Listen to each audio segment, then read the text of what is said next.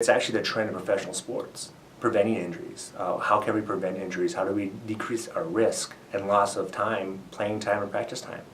And conditioning and all the training that goes involved. These are, at the professional level, it's an investment.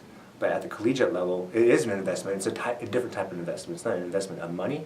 It's investment of time and creating relationships and caring about these student athletes.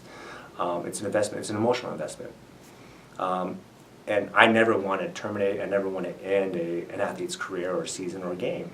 And the best way to do that is to make sure that we are doing that preventative. And prevention may be as simple as making sure we get the right strength and conditioning specialists in here to work with our student athletes.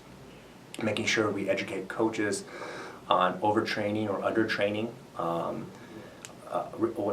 important recovery is and part of prevention. Recovery, some people might think, oh, that's recovery. That's after you've had something happen. No, recovery is something that you do all the time to get ready for the next game or the next practice.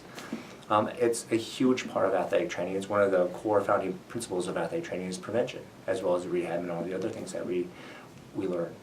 I think that an athletic trainer who's building a good sports medicine team and has the right people around them, you'll see them do less at a game. My goal, people always ask me, I always say my #1 goal is to be a fan on the bench and have the best seat in the house and not have to work that day. That means that hopefully we've trained and we've prepared properly and there's no injuries. I think that's what everybody wants, is no injuries, and prevention is a huge part of that. And an athletic trainer is a gatekeeper to that.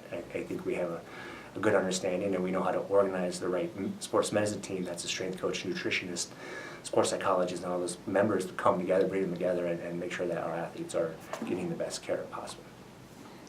I'm always reading articles. I don't flip through Facebook probably as much as my millennials do on my staff, but I'm typically reading, when I'm on the bus, I'm reading some kind of article. There's some great research that comes out of Wisconsin.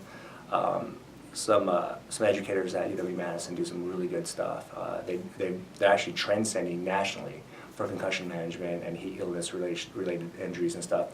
They're pretty cutting edge, and there's some really good extra science type research coming out of UW-Milwaukee. And I'm friends with some of those individuals, so I do get to see some of their literature. But the day I stop watching a video on how to do a new technique, or the day I stop reading an article, or the day I stop going to conventions or going to seminars, it's probably the day I become my skills start to diminish, and I am not as good. I'm doing a disservice to my athletes. I'm not as good as an athletic trainer that I was the day before when I did read that article. So theoretically, every week we should be doing something, and sometimes it's just as simple as me having a conversation with Sadie, who's one of my assistants, who's actually getting her doctorate degree right now, and she's doing a lot of this cool energy work and all these different alternative medicine rehab techniques right now, and she's introducing them into our athletic training department right now, and it's really cool stuff. It's different, something that definitely we weren't trained.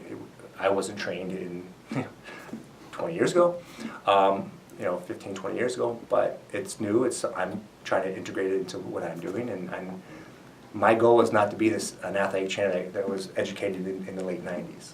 I don't want people to see that trace as a rehab specialist. I have a philosophy that I've grown from the different seminars I've gone to, and it's a huge difference from when I graduated and I started practicing as an athletic trainer to now.